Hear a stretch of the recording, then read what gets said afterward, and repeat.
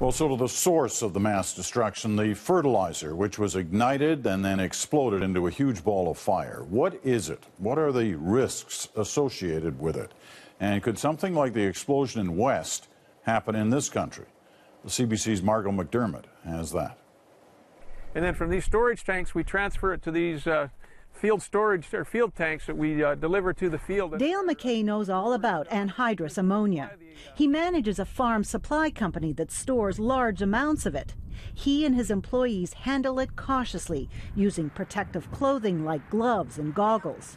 I don't think you'd be call it nervous. I think you just respect it. You have to respect it.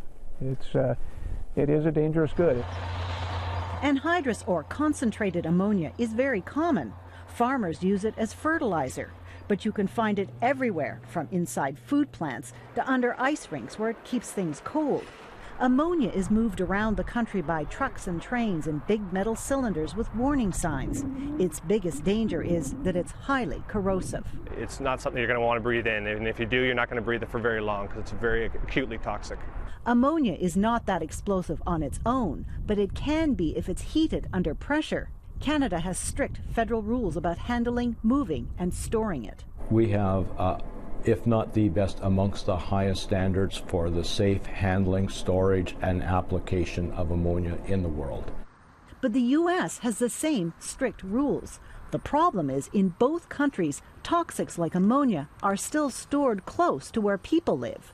The rules have been updated, but cities have spread out around older, grandfathered facilities.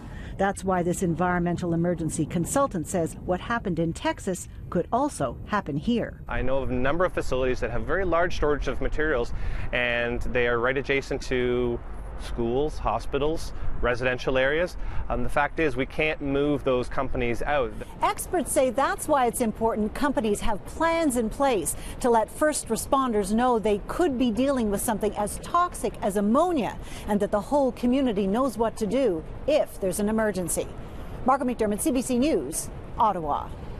The deadliest industrial accident in U.S. history also happened in Texas 66 years ago this very week.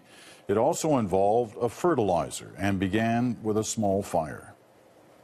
It was on board a French ship docked at the Texas City pier that was carrying a huge shipment of the solid fertilizer ammonium nitrate. The fire set off a series of explosions that killed nearly 600 people.